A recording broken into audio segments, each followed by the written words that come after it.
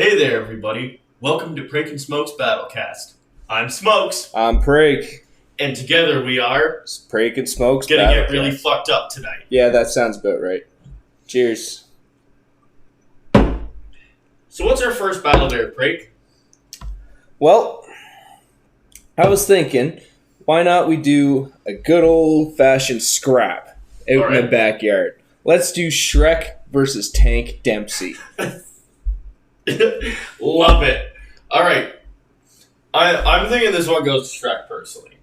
You think this one's going to Shrek, huh? Yeah, I think We're talking about the Tank Dempsey. The man, the myth, the motherfucking legend. There ain't no shot that Tank is going down to some fucking ogre. So, for those of you who don't know, Tank Dempsey is one of the beloved characters from the Origins crew in the Black Ops 2 map. Yep, and we're going to pit him in a hand-to-hand fight and then progressively give him different powers against Shrek. So it's not going to just be one fight, it's going to be a structured list, essentially, where we go through Tank Dempsey powering up more and more and more with different perks and different abilities. But we'll start with the hand-to-hand fight. So why do you think Shrek's going to win? In a hand-to-hand What gives you the even slightest idea that he has a chance of winning? Well, first, in a hand-to-hand fight, just strength alone. Like, strength and size. Okay, he's got strength and size. But does that mean he's maneuverable? I mean, little bit. Like, He might have a little bit of maneuverability, but nowhere near as much as Dempsey, who has training in the debilitating mud. Shrek isn't exactly a spider monkey, but it's not like he's completely helpless either. Like, and all it's going to take is for him to grab Dempsey once and just smash him into the ground, or smash him into a tree or something. Or Shrek could just throw a really big rock at him, or several. So Shrek could if we're fighting in any real place, it's not like a void realm, Shrek could just pick up rocks and start chucking them at Dempsey. Eventually, he's probably going to whip one fast enough to hit him, so we can even fight him out of range. I mean, yeah, that is a good point you make, I guess. But at the same time, we're talking about the Tank Dempsey. Like, he's a man who can just, run through the mud, as fast as fuck. He's able to knife through zombies. He's able to handle weapons with minimal recoil on full auto. That in itself should speak for his strength.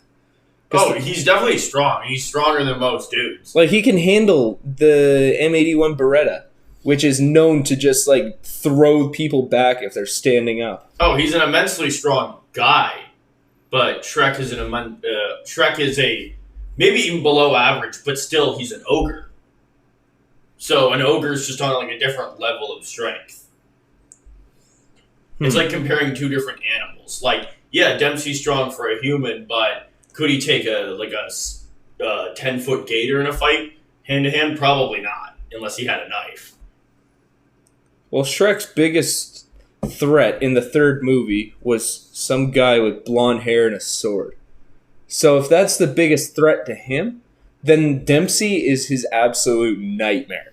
That's what's going to end it. Well, Prince Charming kind of had a backing, right? He kind of had an army behind him.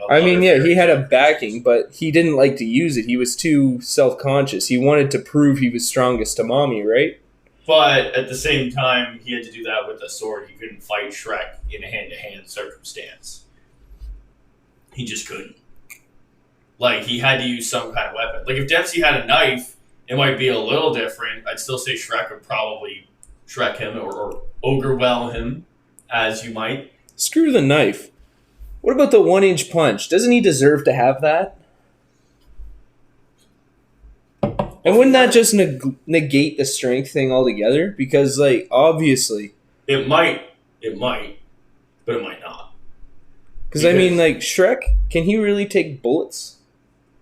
He probably could just because he's so big. Yeah, but he wouldn't be able to soak as much bullets as a round 18 zombie, which is the last round that you can one-hit kill with the 1-inch punch. There's no shot that Shrek can take that much damage before he dies. So for Dempsey to be able to one-tap those motherfuckers, he would absolutely annihilate Shrek. Going by that logic, I'd say, yeah. Yeah, actually, it's not even a fair fight. How about we scale it back? What about just perks? Just perks on Dempsey. Okay. Well, what perks do you want to start with? Just 1, 2, 3, 4? Well, let's weed out the ones that don't really help him. Like, did you go? Yeah, I did. All right. Yeah, let's weed out the ones that are not important. So, for example, he's not really going to need Speed Cola for a hand-to-hand combat fight. Yeah. He's not exactly going to need Double Tap. But Speed Cola increases balance and fluidity of your limbs, as according to Takeo. Only in the arms. But that might help him punch faster and just be more maneuverable. Yeah, I guess. He might be able to punch a little faster, maybe. Probably. It's probably like bringing an energy drink. Well, no. The energy drink would definitely be stamina. Because it gives you more stamina, makes you run faster. I don't see anything else that would potentially be an energy drink like that. Yeah, but it seems like Speed Cola to me is almost kind of like Monster sponsorship, in the sense that it makes you think and perceive things faster too, which is also what caffeine does. Like, yeah, stamina helps you run for longer and helps you perform certain feats. So in that way, it's also like the energy drink. They're kind of both a bit like a performance enhancer. Yeah. I guess so.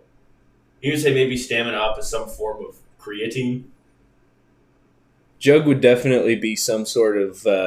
sorry, for the viewers. Juggernog would definitely be some sort of performance enhancer. It'd have to be some kind like that.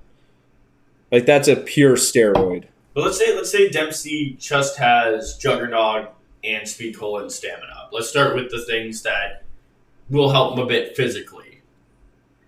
I mean, they all do to a degree, but I'm talking about perks that are going to help his body as opposed to perks that are going to help him be better at shooting things because he doesn't get a gun. So let's say he has stamina, Speed Cola, so he can hit faster, he can think faster, and he has Juggernaut, so he's quite a bit tougher. I guess. So if we're just adding those, then I'd say he'd be able to outdo Shrek. He'd be able to outrun him. He'd be able to take a hit from him. Because even if he is one-tapping this motherfucker at the start, once he gets Jug, it's going to be a minimum 2-tap. Yeah. I think Jug would make him tough enough to probably take like 2 Shrek hits. But I imagine Shrek has more strength than a zombie. To be completely honest, like a zombie's physical attack. So I don't think he's going to be able to take that many hits. Like, this is a guy that can casually just pick up like a huge tree that's like 2.5, 3 feet wide. And trees are fucking heavy. Like, the trees are incredibly heavy. The fucking trees you lifting, they're light as shit. No, I'm typically smoking them. Anyway, fair enough. You're dealing with somebody that can just casually toss around a tree. He's going to one-punch any human being. And I'd say it's even arguable if Jug would make a difference with somebody that strong. Like, it's very...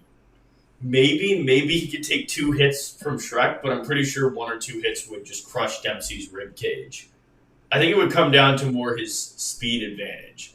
But the thing is, at the end of the day, without an offensive ability like the 1-inch punch, how is he really going to kill him? Like, how would Dempsey kill Shrek? Think about it. It's Dempsey. He'd throw him on the ground, grab him by the fucking hair he doesn't have, and pull his fucking neck back. But you have to, like, Shrek barely has a neck. Like, how do you even strangle that? Like, you don't strangle it. You grab him by his dumb little ears, put your fucking foot on his neck, and just pull. He'd probably pull off his ears and get Shrek really, really mad. Like, then you'd end up with, like, bloodlusted Shrek. Nah, I don't think that would happen. I'm pretty sure you would just die from the neck snapping. But how do we know he's strong enough to actually just snap Shrek's neck? I mean, think about it. He's got double tap. Well, we didn't bring in double tap yet, though. Oh, we didn't bring in double tap? Yeah. But if he has double tap, how much stronger does that make him? So let's add double tap to this. I mean, it doesn't do anything to his melee. I was just saying he has double tap. Oh, okay. Which makes him double as badass. Okay. Just kidding. Doesn't actually do anything to him.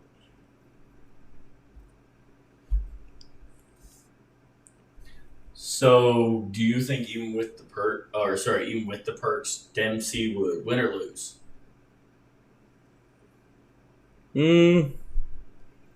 Well, I would say with the perks, I think it would be a very fair match, and it would just come down to the situation.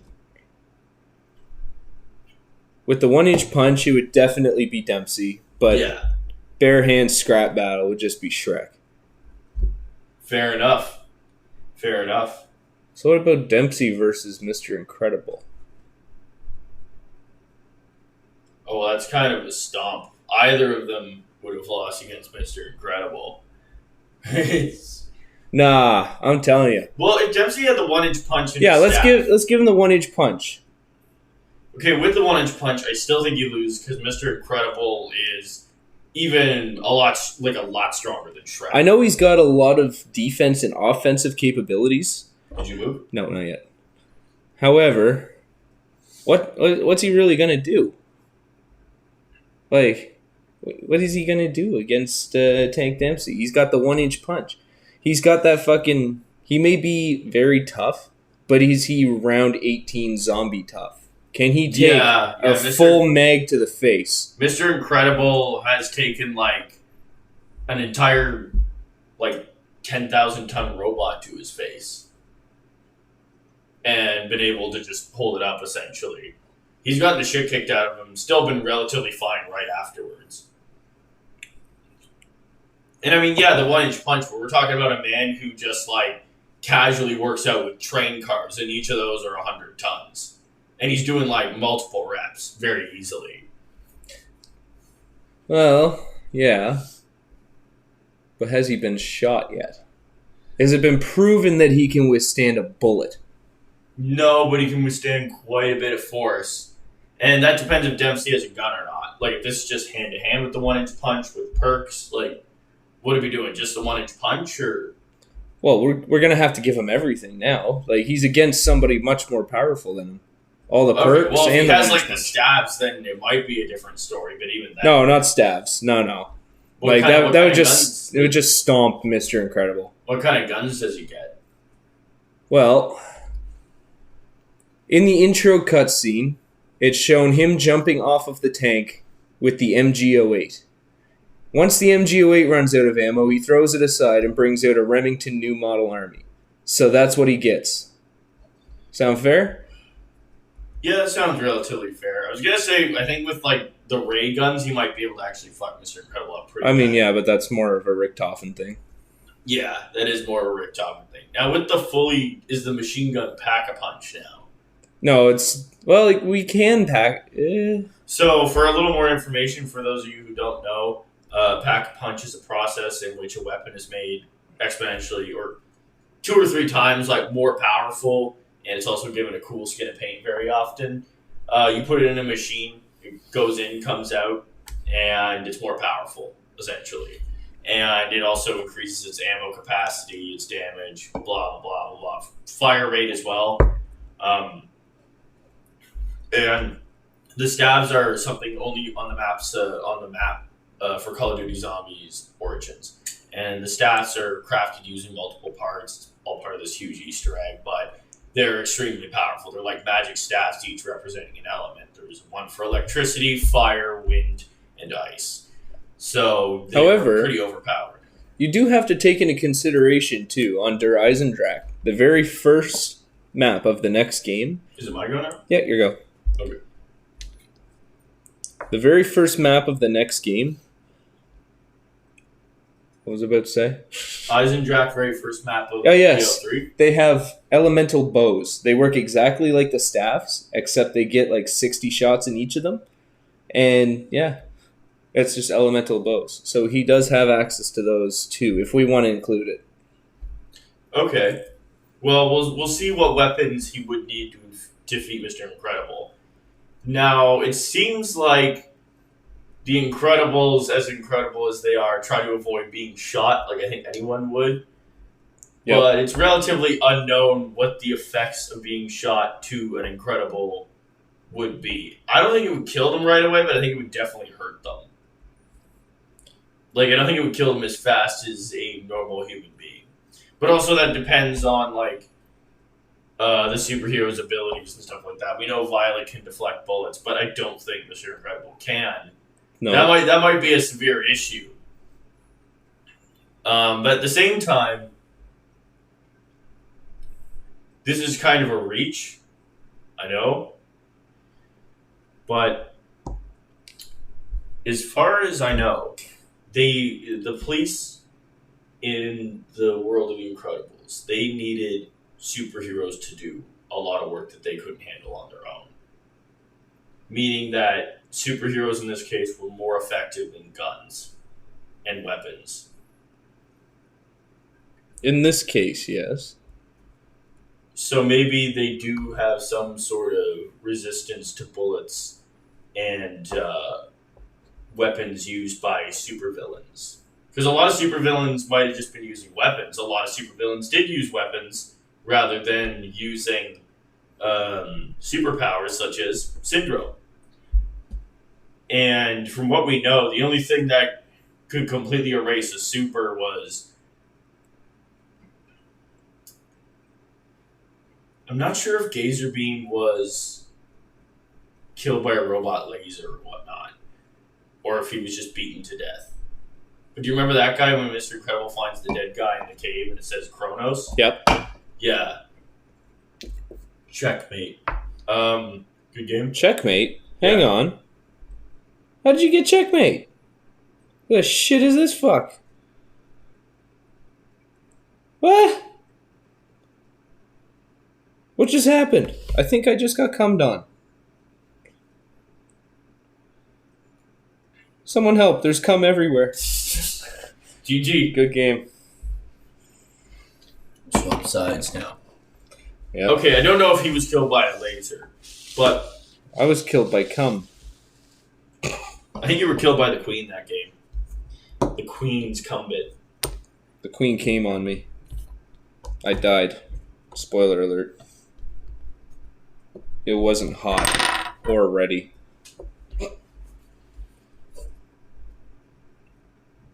So, yeah, we've never actually seen a super die in The Incredibles because it's The Incredibles. We've never seen them deflect bullets. We've never seen them get shot. So we don't exactly know what the effects on one of the superheroes in this universe would be if they got shot. But they seem to be doing a lot of work that police couldn't handle, which would probably involve people with guns or people like Bon Voyage. I'd imagine that Mr. Incredible could survive a few hits, like from most guns. And he's probably a lot more durable. Like, his skeleton is probably a lot more robust. Considering he was holding up the weight of that giant robot at one point, which was, like, at least, like, I don't know, 500 tons. It was basically like a Metal Gear. Mm. He was supporting the weight of the entire thing. You would also need the skeleton to support that. So by that logic, he probably has much, much stronger bones than you or me or any human being. I guess. I think as long as the bullets didn't go like through his ribcage into his heart, if there were bones in the way, that might protect him a lot too.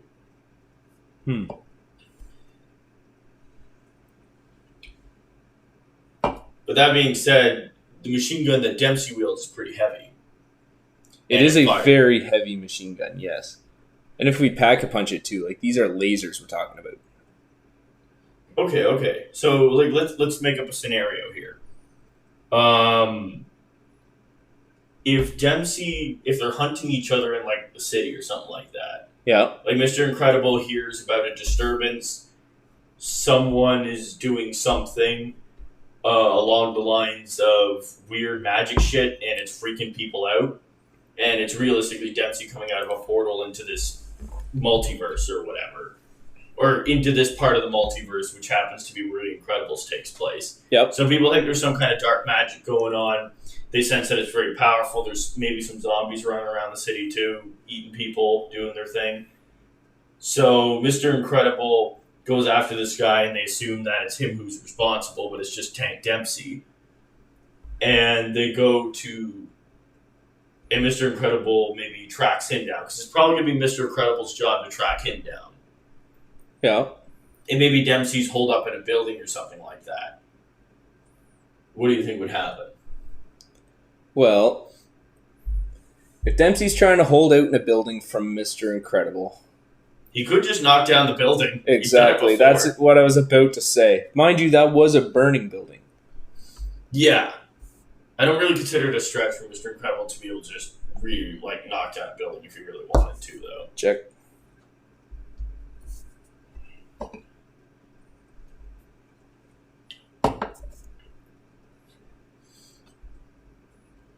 What you gonna do? Have a whole pawn wall. I know you have a pawn wall. What the shit? My meat shields. That's it. I'm killing your fucking meat shields. Your meat shields are gonna die. They're gonna die by my cum. I'd prefer if they didn't. Oops, my bad. It's okay. But if Mr. Incredible just, barged at him in a straight line, and he had the machine gun, he might just mow him down. Because he's going to land some hits somewhere that's vital. Eventually, yes, with the LMG. However, he has also been known for tossing the LMG aside the second it runs out of ammo. So then he would be stuck with his Remington New Model Army.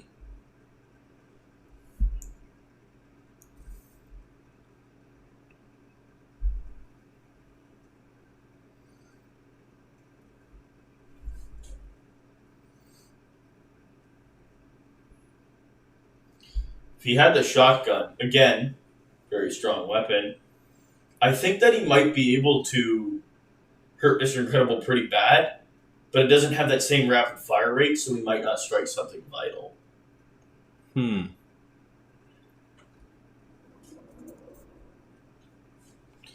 Okay.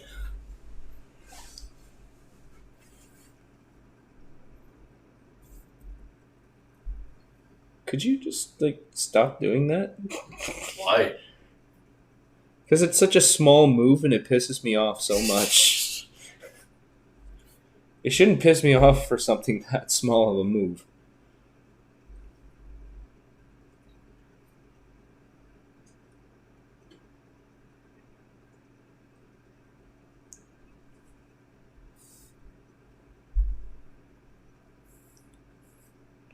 What the hell is this formation? Delta formation? Why do you... That's not Delta, that is a Bravo formation. They call it the safety box. Alright, so... Assuming that Mr. Incredible's just going to absolutely nuke Dempsey, who do you think would be a good match for Mr. Incredible? What about Puri Prisoner? Puri Prisoner, huh? Yeah. You mean from One Punch Man, right? I do. Now that... I don't know. He is a very weak character. Well, for, that universe, yeah. And, for but that he's still universe. an S tier. He's above a lot of people. He couldn't beat an oversized fish. I mean... Yeah, but fish are tough. Just not the one from, Invincible. That one got absolutely bodied. Well, it doesn't matter if fish But don't are underestimate sea life, dude. will always underestimate sea life. And I'm pretty sure that fish guy would have fucking bodied Mr. Incredible easily. No shot he would have. I mean, he was a dragon level threat, which means he was a threat to the entire city. So, I mean, I don't think Mr. Incredible over like a very long time could demolish a city.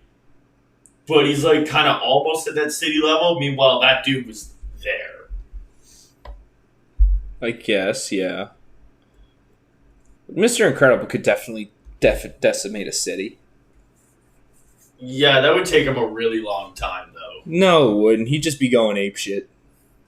Yeah, he'd probably get tired, like, trying to decimate an entire city. He would pick up a goddamn train and throw it through like 4 fucking buildings and then just punch the ground and everything would turn into a Metal Gear Solid meme. He kind of struggles to manipulate trains. I think that's where, like, one of the limits of his power is, or at least a moving train. And, yeah, he could definitely lift a train above his head and probably throw it into something, but it would still take him a very long time. So he's like a very low city level threat. Like, people could come and stop him. As we said before, somebody might just fucking shoot him. I guess, yeah. Meanwhile, put him prisoner. And the thing is, yeah, he lost to the Sea King, but he later actually beats him. And he gets significantly more powerful. So there's kind of 2 different like eras of him we have to consider. But he's already, like, he's still an S tier. That's still incredibly strong already right off the bat. He's just the weakest of the S tiers, but he's the weakest of, like, the Giga Chads. So he's just a weak Giga Chad now. But Mr. Incredible's a powerful Giga Chad, though.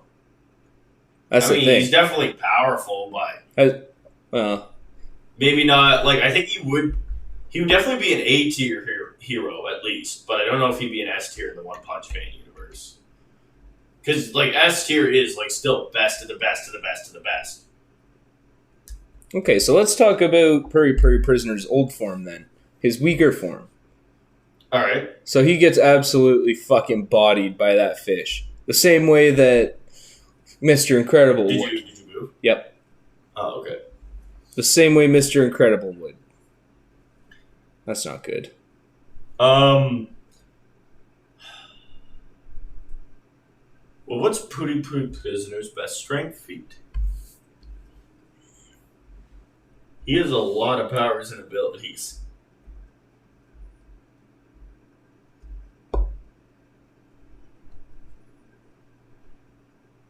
Yeah, I don't see you dying there. That works.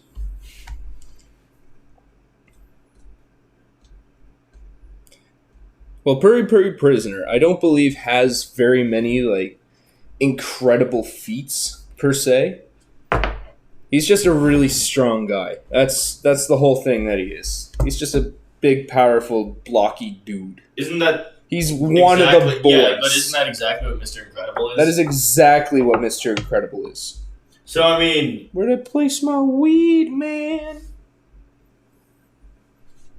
Damn it, I gotta find my weed.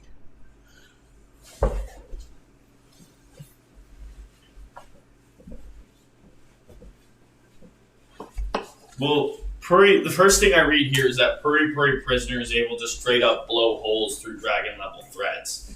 And considering, like, let's say Mr. Incredible is like a city level, like, dragon level threat, he could just blow a hole right through him at any given point.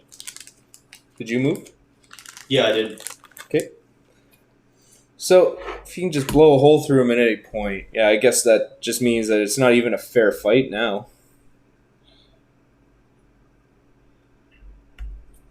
A foolish man with your foolish plays and your foolish face.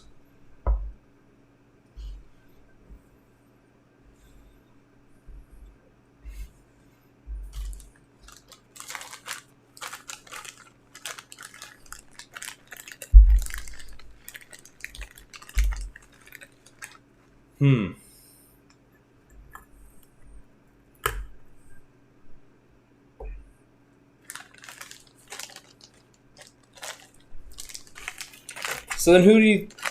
You know, I think I have a good matchup for Puri Puri Prisoner then. Yeah? What about Sonic the Hedgehog?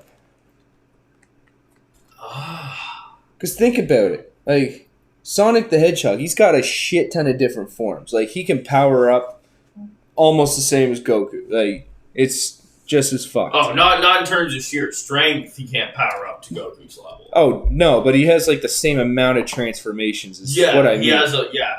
He has a lot of power options.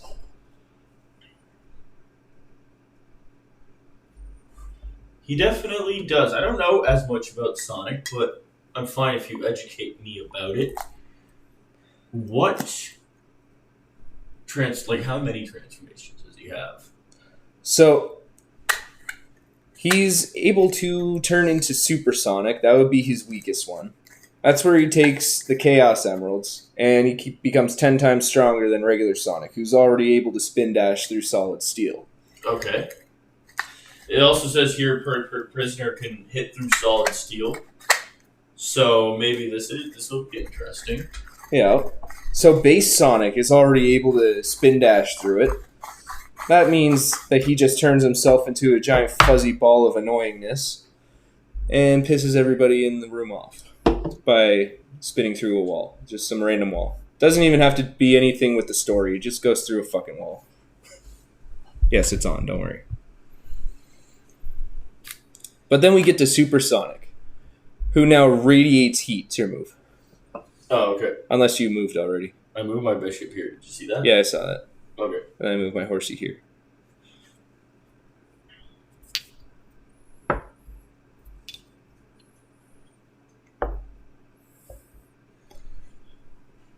Wait, when did I lose my queen? A couple moves ago. I didn't even notice that. Yeah, maybe that's why you didn't...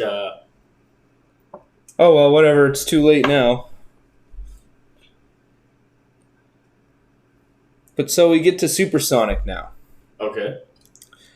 Supersonic is a very, very powerful character. He just radiates heat and magical aura.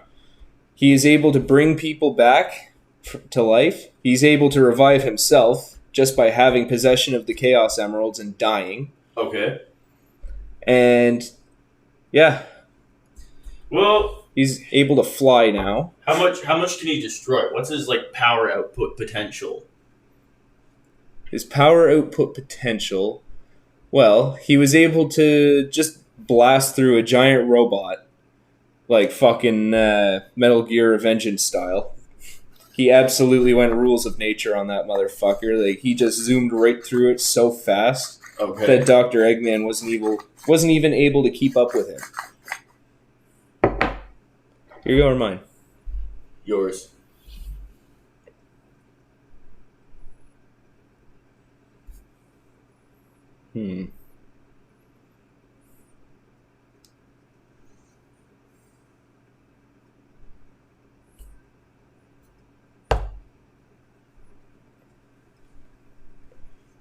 And that's just Supersonic.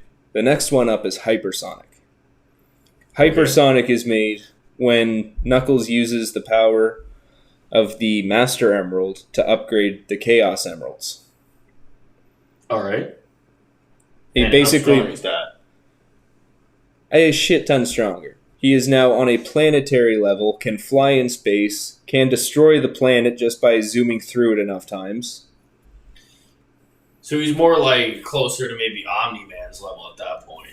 He's a little closer to Omni-Man's level once he gets to Hypersonic. So I would say that the normal Sonic would probably still get beaten by Prisoner. Supersonic, I'm not so sure. Supersonic may be able to do it. But how much damage output can Supersonic do? As I say, he was able to destroy a robot many, many times his size just by zipping through it. Is it my go? It is your go. All right.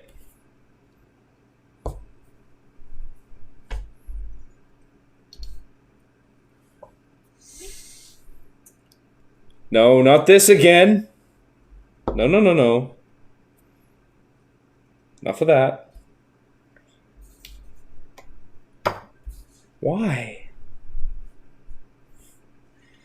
Kids are cruel, Jack. Why? And I'm in touch with my inner child. Please don't touch your inner child anymore. You think I made the market for Ganyu, Jack? Check. Like every casino is just a big old conspiracy? Bullshit! Playing chess is just a part of who we are. Well, I just market it too, redacted. Check. So, Supersonic might be able to do it. It kind of still sounds like I think that Puri Puri Prisoner might win that fight against Supersonic, but not Hypersonic for sure. No, Hypersonic would definitely decimate him. However, I do think that Supersonic would be able to take out Puri Puri Prisoner. Because Supersonic, I would say, is fighting probably on a country scale, where he would be zipping from literally side to side of the country and coming back to fly through this fucking robot. Well, how fast is he? Like, do they give you like a rough measurement? Like what Mach? Well, Base Sonic is able to break the sound barrier when he pushes himself. Okay. And then it goes up by, I believe, 17 times. 17 times. So he'd be Mach 17. He'd be around Mach 17, yes. That's pretty fast. I don't know if Puri Puri Prisoner could catch him. I'd have to look at like what his speed is. Did you go? He actually, Puri Puri Prisoner lost against a hedgehog-like mysterious being in a fight. That's ironic. Funny, huh? I guess somebody else had that idea already. I don't know. It doesn't really seem like there's anything to suggest he could travel at Mach 17. With that being said, what about... So I'm gonna say Supersonic could probably win by speed blitzing. And then Hypersonic just wins through massive speed, strength, everything. Did you move? Sorry? What was your last move? I took that pawn. Yeah, I moved since then. Okay. Check. What about Hypersonic versus Omni-Man? Hypersonic versus Omni-Man, huh? I feel like Omni-Man is just too brutal of a personality. Because hang on, let me cook here. These two are so close together in terms of power that it's going to come down to personality and fighting technique. Sonic is fast. That's his whole thing. He moves fast. And sometimes he's a ball. That's it. That's his whole strategy. He's a fast ball. And he's blue. Turns yellow. Gets pissed on. He withstands the golden shower of power and then becomes halfway to immortal. I mean, we saw what Omni-Man did to the Immortal. And there we go. Now we know what's going to happen. Omni-Man it's going to become fighting technique. He's just going to run up to Sonic and rip his fucking face off. That's it. He's just too brutal and straightforward in his fighting technique. Who do you think that, like, maybe God Garu could beat Omni-Man then?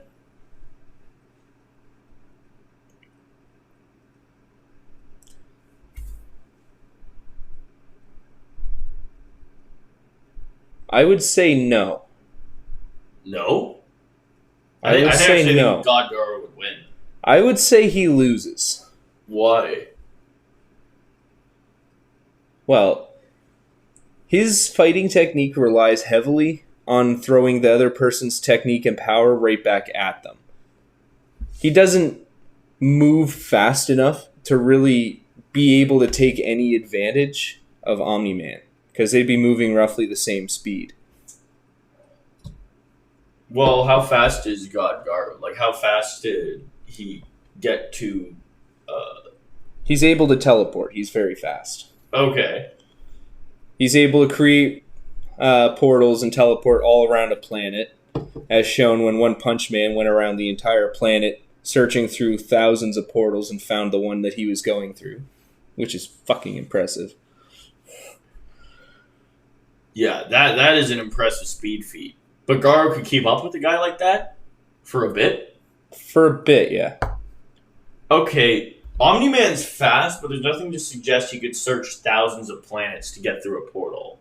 No, it wasn't through thousands of planets. What happened was Garu summoned thousands of portals around a planet, and he was going to jump through the one underneath of him, but Saitama had enough time to fly around the planet and find the portal that led to Garu. Oh, okay. So he just had thousands of portals that went to random locations around this entire planet. Well, can Garo blow up a planet if he needs to? Oh, definitely. Could he... Is it an easy feat? Check.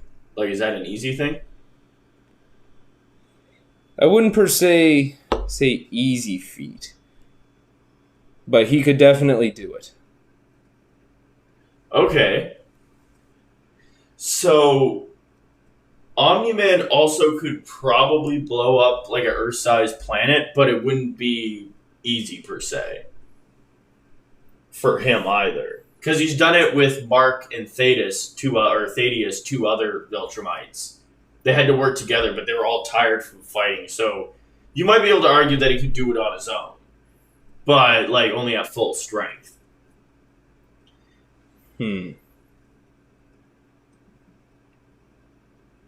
This battle is just going so far downhill for me so fast right here. Like, well, not the one we brought up, but this one kind of, yeah. Look at the piece difference. That's all I have on him. Yeah, it's hard to see the game. We're going to try and get a better display for the game, but... How am I supposed to fight against this? How do we show the audience this little predicament that poor Prake here is in? I'm sorry, Prake. Well, now that we're talking about it, how about I just take a picture and edit over the video? Look at this. Yeah. Anybody who's a pro chess player, I'm white and he's black. That is not meant to be racist. That's how the rules work, bitch. I'm pretty sure we're both white. Oh, you're talking about the game. Okay, yeah. Man doesn't see color. Well, you know, I hope I'm blind so I don't have to look at the price tag on shit I buy anymore. You know, that's fair. Mind you, I'd love to have the money to be able to, you know, go to a store while I'm blind. That'd be an unfortunate series of events walking into the wrong store. If I was blind, I'd get really good at scamming the government. Well, yeah, most blind people are. I mean, I'm already good at... never mind. So... Yeah, tax evasion, am I right? No, Garu versus Omni-Man. Yeah, right? yeah, Garu versus Omni-Man. Yeah. Well, the thing is, Omni-Man doesn't need to scam the government. He just kills them. I mean, yeah, that's fair enough. Is it my go or yours? I think it's your go.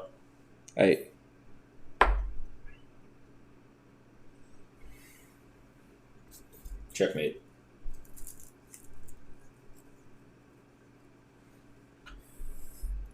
You know, you could have just said you were going to kick my ass in one fucking move. I would have given up. Well, if you had to, like, move somewhere else, then that would have changed what I would have done. There was, like, whatever.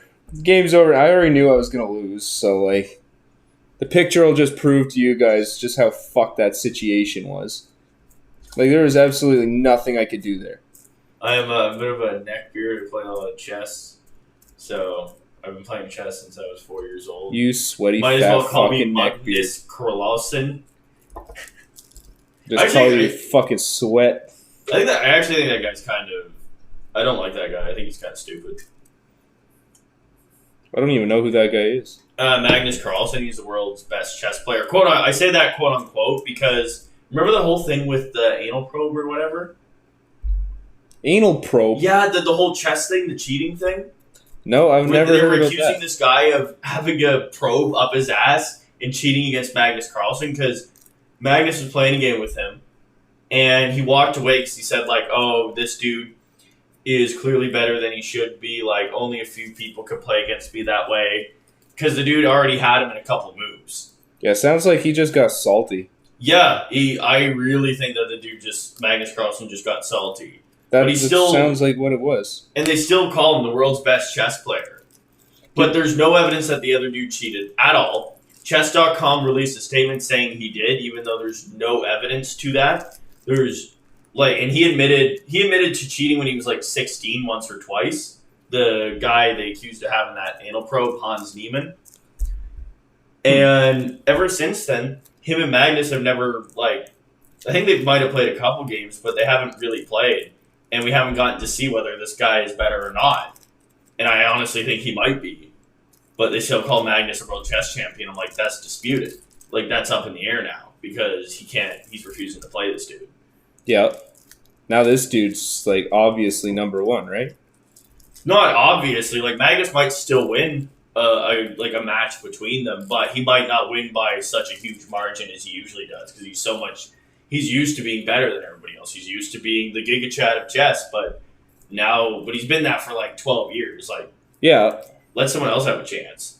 Did you ever see that clip of this Russian game show where this kid was just playing chess against his fucking competitor?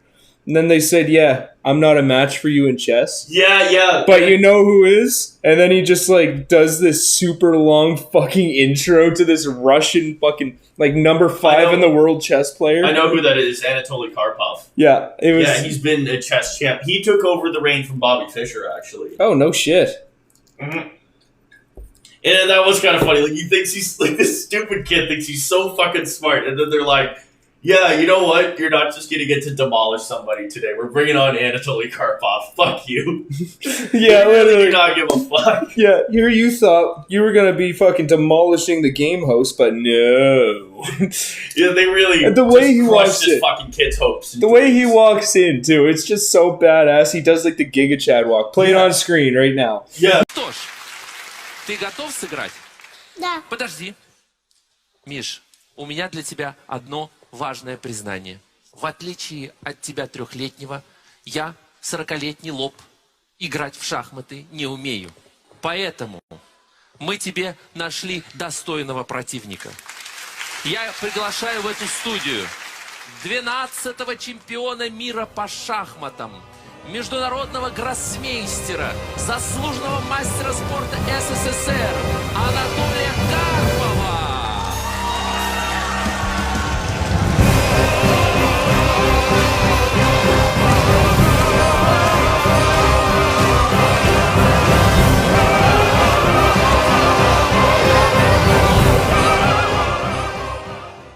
Anyway, Omni-Man versus Garo. Omni-Man versus Garo, I think, would definitely go to Omni-Man. I'd have to research this more at another point to see who is objectively faster and stronger. It actually seems closer than I thought it would be, because I thought it would be Garo for sure. No, there's no way it's Garo. It can't be Garo. The Think dude about it. is a great martial artist. He's a great martial artist, yes. However, he's fighting somebody who doesn't use martial arts. So it's a different type of fight. Omni-Man does know how to fight and use skill, and he's developed it over thousands of years, which is also an advantage. He has experience. However, Garo has the ability to mimic any and every fighting style. So the question is, will Omni-Man be able to cope with that? Will he be able to fight without a style? If he's able to do that, then he would be able to win. No problem. I think it might just come down to brute force willpower at that point. No, because Garo was able to withstand blows from One Punch Man using his technique. They were going blow for blow. Yeah, I'm saying, it might come down to just a battle of who's going to die first. If they're fighting on, roughly equal terms. So you're saying it's going to be a battle of attrition then? Yeah.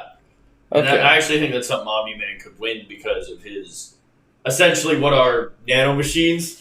So Viltrumites have these things called smart atoms. So that's how they got to be as powerful as they were, if anyone's seen the show Invincible. No, unlike Superman, where they were just born with powers, this civilization actually developed smart atoms and the ability to manipulate matter on a molecular level on a regular basis. Like, even we can do that to some degree with nuclear weapons, blah, blah, blah, blah, blah. But they can do it however the hell they want. And smart atoms can either enhance your strength, so Omni-Man could make himself a bit stronger for the battle, or your durability. But what smart atoms don't seem to like is being exposed to two different things at once. So, like, maybe being in a fight while also being burnt. They don't like splitting their priorities. So I think Omni-Man could just make himself more durable or a little stronger than Garu through that. Probably, yeah. But I don't think it would be a pushover kind of match. Like, it wouldn't exactly be... Oh, no. Not even close to that, right? But yeah. Omni-Man would have the time of his life. He likes to push himself. He really does, yeah. So if we have a character like Omni-Man, who might just slap him out of existence? I'm trying to think. Like, I don't think Senator Armstrong would be able to do anything to Omni-Man. God, no. No. Superman's been done way too many times. So is that other guy from The Boys. I don't know his name. He's kind of... Oh, yeah. He's not really all that important anyway. Oh, yeah. Well, he's kind of mid-tier. Omni-Man would crush Homelander. Yeah, 100%. Let's be honest. Homelander's kind of mediocre. Compared to like a true Viltrumite warrior, yeah. You know, I've got an obscure one for you. Okay. What about Omni-Man versus Rimuru Tempest? From that time, I was reincarnated as a slime. I actually kind of think that would be a slap in Rimuru's favor, seeing as how Rimuru is like borderline, if not in training, to be an act. Well, Omni-Man says he's a god, but like his powers pale in comparison. Okay. To what Rimuru could do. Let's say Rimuru before he was turned into a demon lord. Okay, how many skills does that give him? Okay, so it gives him the Great Sage ability. The Great Sage ability. You want to explain a little bit about Rimuru? Oh yeah, that is a fair point. So if you guys don't know, Rimuru Tempest is from an anime called That Time I Got Reincarnated as a Slime. He shows up into the world as a slime, eats a dragon, and becomes a super powerful demon lord who can is worshipped by literally everybody and anything. And he's extremely powerful. He's got 4 angels that basically work for him. One is Raphael.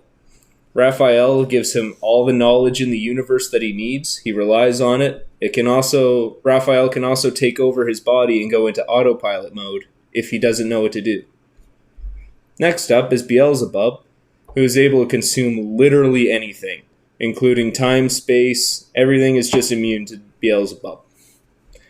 All right, so like, what level we're taking before, like, just as a slime, or not quite a slime? So he got his human form because earlier in the anime he came across a woman who he was really, really close with, but she died, and he consumed her body, and he just took on her appearance. Why the hell did he do that? He could have to give her a burial. It was a burial. He could have just cremated her. It was her. It was her final wish. That's why he did it. What kind of wish is that? I don't know. Something kinky. Who put their body inside a slime and watch it for eternity? You're not really getting off to it. You're kind of just dead. No, not really. Lives on forever. Like, it's an infinite void where life and death probably doesn't even fucking exist. He's a demon lord. So wait, she kind of lives on in a way? Literally, yeah. Oh, okay, I get that. Immortality, something like that. As long as Rimuru's alive, she is too. Literally. I could not imagine existing over an infinite amount of time. I would hate that. I hate it. Dude, I would hate it so much. I already have to live another 10 years. That's awful. Like, the suffering on this planet was already bad enough. And then you introduce fucking chess to me. What can I say except you're fuck welcome.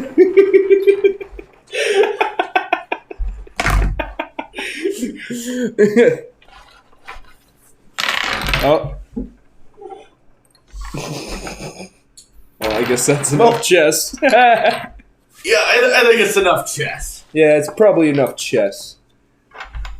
Now, I think that, like,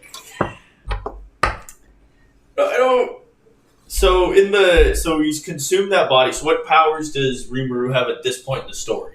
At this point in the story, Rimuru is able to basically make a giant tornado in front of his hand, which can consume anything that it fucking comes into contact with, and it just gets bigger the further it goes. Where does it bring it to that like void realm?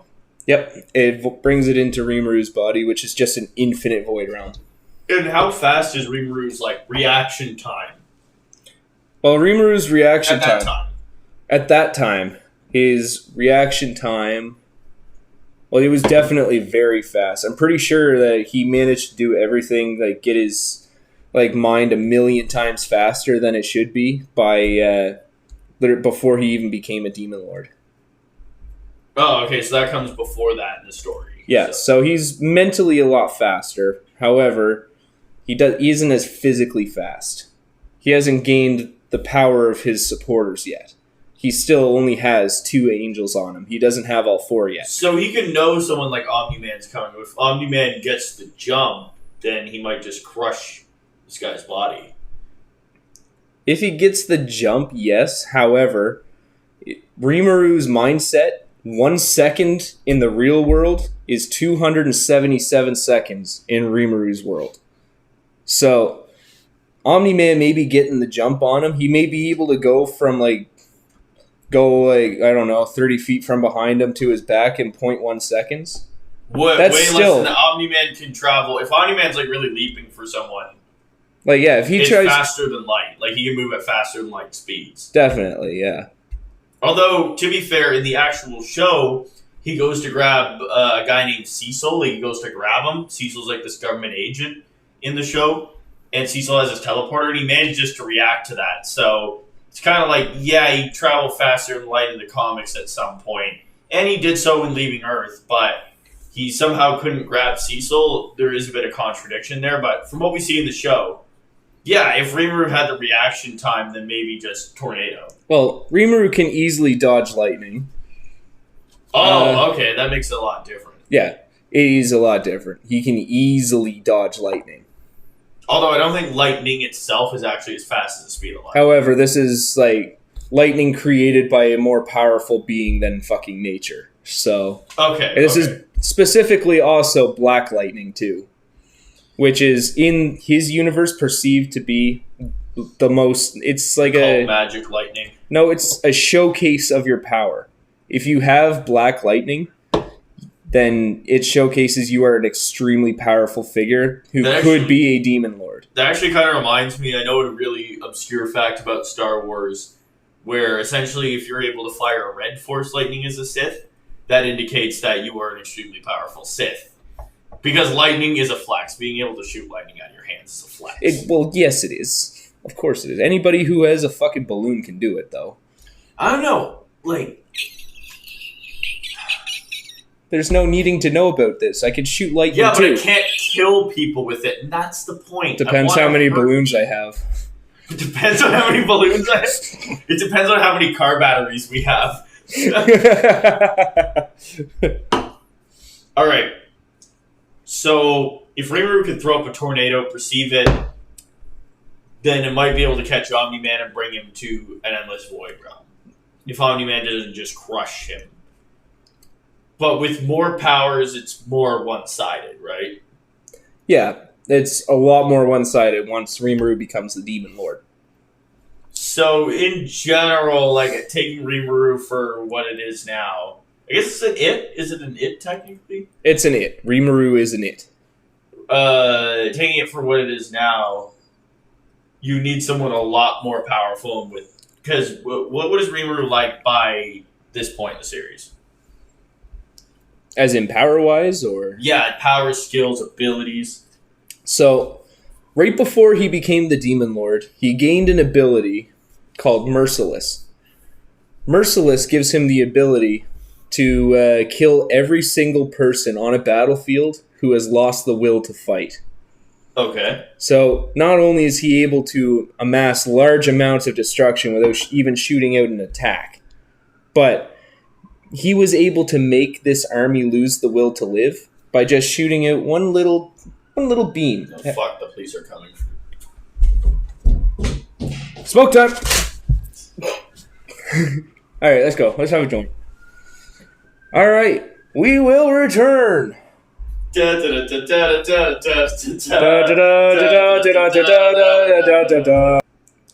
Scrap everything we just said. We got high and we got plans.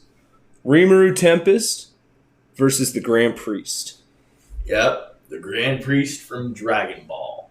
Pretty much one of the most powerful beings in all the universe. It's like, would easily stop Goku. Could he beat Goku, though? Yeah, he could. Goku would lose to both of these characters in any situation. Because Beelzebub on Rimuru's side would instantly just be able to consume him. And if not, then his fourth angel, Allure, is able to, change reality and physics Thanos style. He has fucking control over literally everything in the universe, time, space. Like, he is on par, on level with the Grandmaster.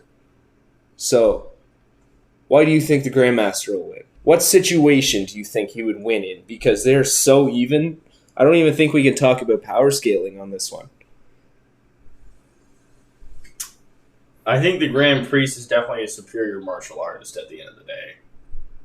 And considering he's constantly in a state of Ultra Instinct, which is, he has the most perfected Ultra Instinct. Nobody else has a better Ultra Instinct than this dude has. I know, but at the same time, Rimuru still has that Spidey sense, Raphael. Like, Raphael can auto-detect anything that's coming towards him. Not to mention, Rimuru himself, he doesn't see or smell. He uses more of a sensing type. That's what he started using at the very start. He senses the magic particles in the area around him, and that's how he perceives smell, sight, everything around him. He's got a full 360 view.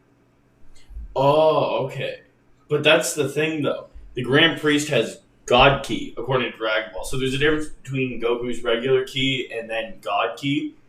God Ki is kind of on a different level. And it's actually, if you don't know how to sense it, then you're going to have a harder time sensing godly powers. And also, the Grand Priest kind of holds a lot of his power just within his body. So his energy signature itself is probably very low. So he's at the same time, Rimuru would be able to sense the particle displacement in the air. And even if he's not able to sense the Grand Priest, he'd be able to sense that there's something wrong and would know there's an opponent. And would immediately get into a defensive position. Yeah, but if the Grand Priest just kept attacking with the ability in mind that he can just essentially Ultra Instinct, its ability from Dragon Ball, that essentially allows one to disconnect their mind and body, and their body essentially just acts on its own in any given fight. So, and this power was ranked very high in the show. It was considered the best of the best technique that Goku achieved. But Goku's level of Ultra Instinct is far below Whis', who's then in turn far below the Grand Priest. But it's considered a godly, divine technique because everything he does is done to the absolute maximum best of his ability. Not that he doesn't make mistakes, Goku in Ultra Instinct. He does sometimes, but everything's done to pretty much the perfect, or the pinnacle of his ability. So it is a lot like the ability, because he can also sense Rimuru coming. But in terms of martial arts skill, like, how does Rimuru defend itself? Because the Grand Priest is the best of the best martial artist. Like, he's better than the Omni Kings per se, but they're just more powerful. Well, Raphael, who has access to all the information in the world, would have the autopilot kick in if Rimuru can't himself handle the one-on-one against the Grandmaster himself. So Raphael, who has information on, again, all the fighting techniques of the world, would at least be able to put him in a defensive position and use a greater power to fight back. A greater power, yeah. A greater power, like he would be able to push back the Grandmaster at some point in the fight and just send Beelzebub at him. And consume him. How would he just... Yeah, but that's not really going to work on somebody who can create his own dimensions. Yeah, but that gives him enough time to create another plan, you know? But wasn't the Grand Priest just trapped? Because the Grand Priest Let me check something. I want to know if the Grand Priest created the Null Void Realm or not. So yeah, the thing is the Grand Priest can also create an endless void. And he doesn't have to swallow somebody, he can just make it. So he can probably just bring the fight to wherever the hell he wanted. He has reality warping abilities. Yeah, but so does Rimuru. But he has to swallow something. He's not going to catch the Grand Priest. The Grand Priest can manipulate the reality around him.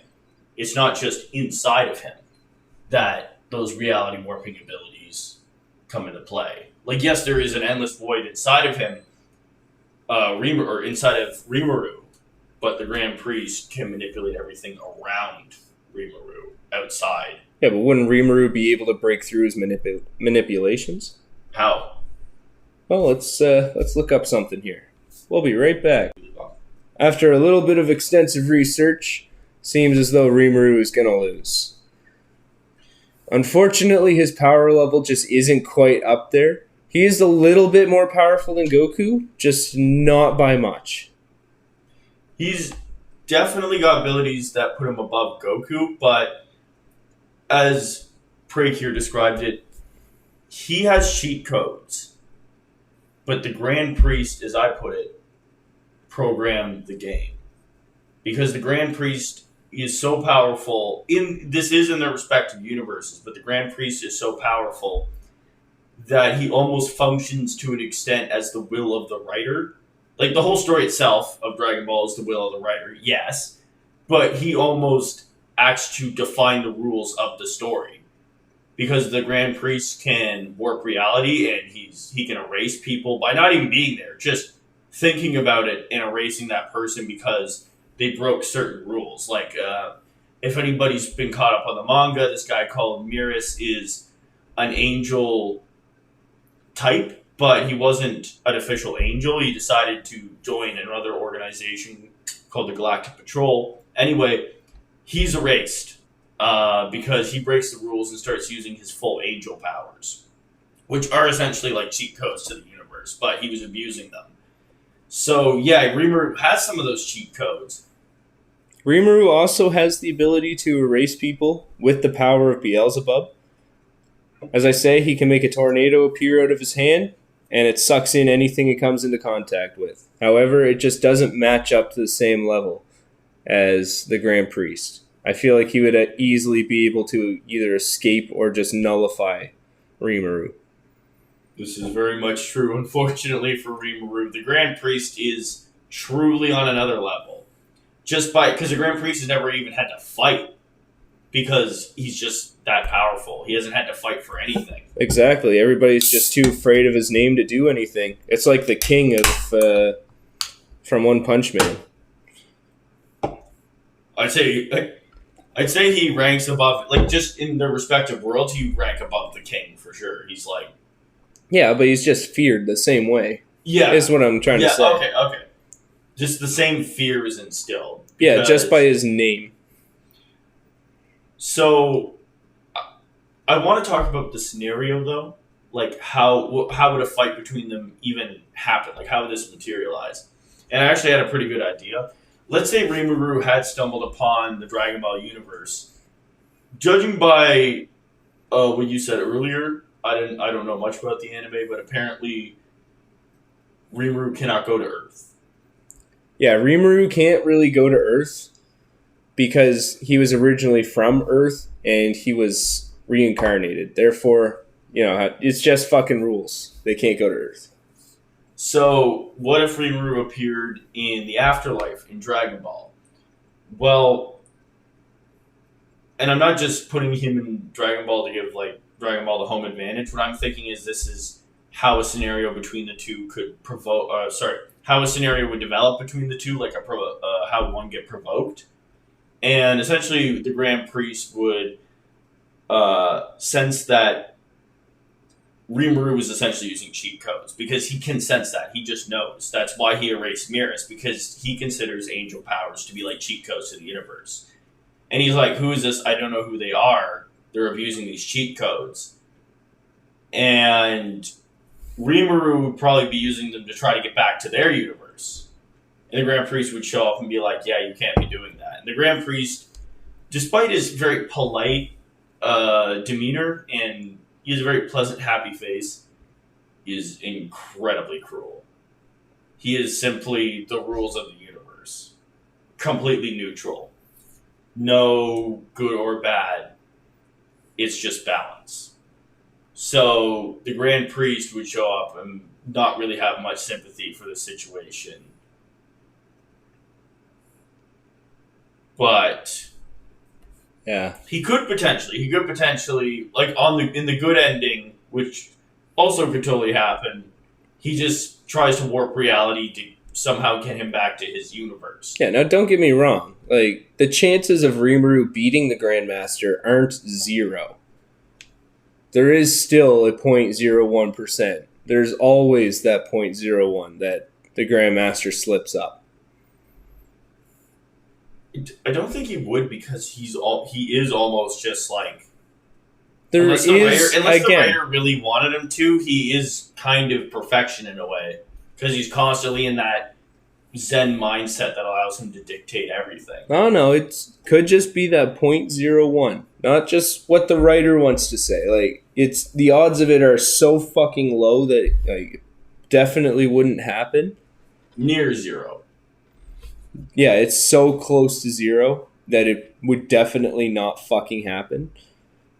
Like, are we talking However, the chance is still there that it could happen, is what I'm trying to say. maybe if the Grand Priest maybe fucks something himself up or breaks reality, maybe. You know, I love it how characters will always go into something being like, oh yeah, there's a 90% chance I'm going to fail this. It'll be fine. And then they go in and they succeed with flying colors. It's like, how the fuck was that like a 10% success rate? Like, that was easily 80. Like, nothing went wrong. There was nothing that could have went wrong. Like, what the hell? Yeah, you need an actual challenge when that happens. But I think that in the end, It's just a funny concept.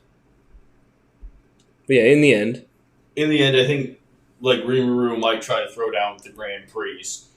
Maybe not accepting his authority or seeing his authority, and just thinking maybe they're lost in their own world and not recognizing this person's authority, which he's not going to tolerate.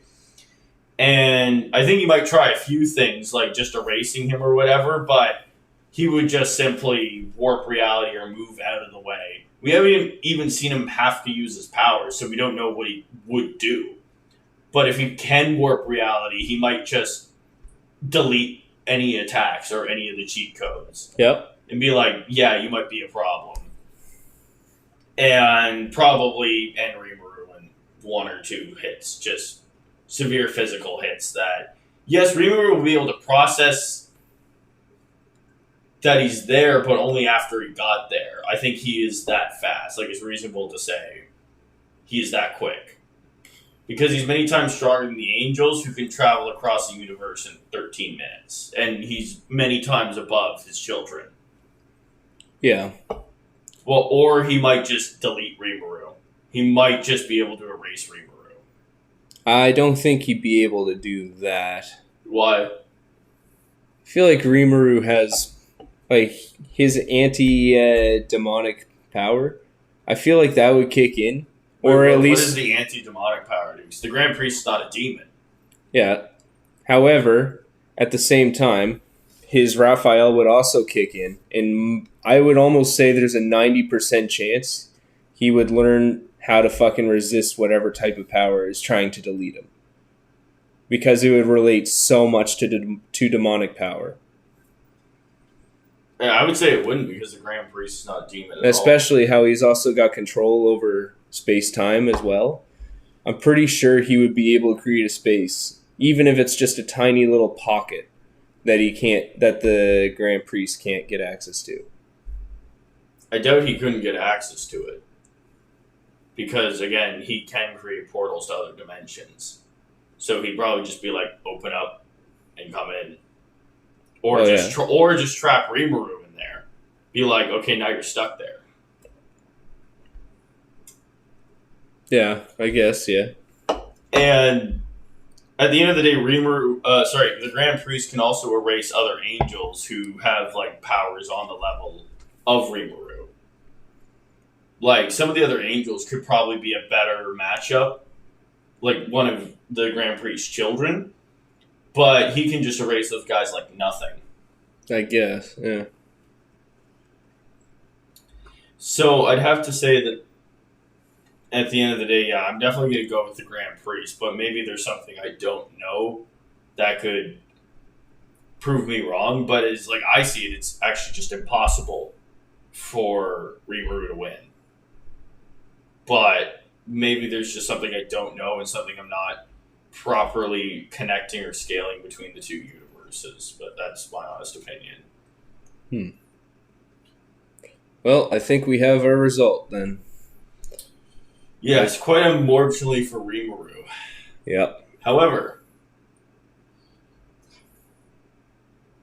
I think next weekend the Grand Prix needs to get his ass kicked from a very high place. Yeah, just you wait till next week. We're going to have one hell of an opponent. He's going to show up and he's going to kick the Grand Prix ass. Nobody knows who it is. Fucking Squidward. But you never know. It could be anybody. Multi-dimensional Shrek, internet Shrek. Oh, no, he's going to go down. Yeah. Christian. Tune in next week. Hope you enjoyed the video. Podcast was great. Check out our channels. Mine is called Prake1. And I don't have my channel started yet, so don't go to it yet. Links are in the description.